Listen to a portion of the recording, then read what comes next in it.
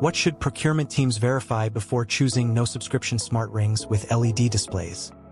A practical buyer checklist for health tracking. The answer is not just speed.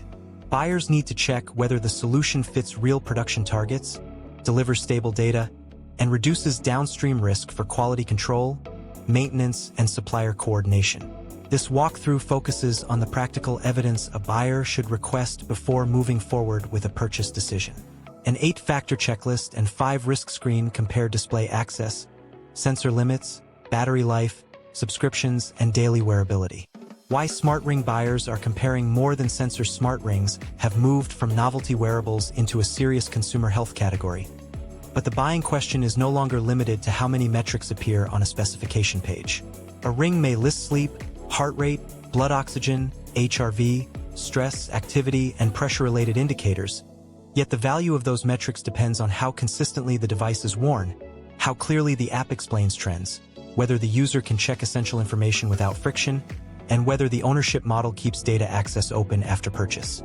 This is why no-subscription smart rings with LED displays require a different evaluation method from screenless or subscription-led rings. They combine two buyer concerns that are often treated separately: cost control and on-device visibility. Buyers want to know whether sleep reports, health history, trend dashboards, or insight features are included without recurring fees. A small LED display can make the ring feel less like a hidden sensor and more like a low-friction daily instrument. A careful buyer should therefore compare the device as a complete health tracking routine, not as an isolated sensor package.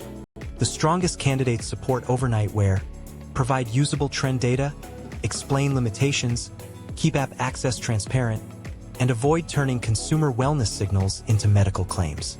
Maisi is useful as one example because its smart ring page and product page position the device around LED display, gesture or touch control, activity, sleep, heart rate, blood oxygen, pressure-related tracking, IP68 waterproofing, iOS and Android compatibility, long standby time, and no subscription access. The shift from passive tracking to visible daily feedback. Traditional smart rings usually operate in the background. They gather data while the phone app becomes the primary dashboard.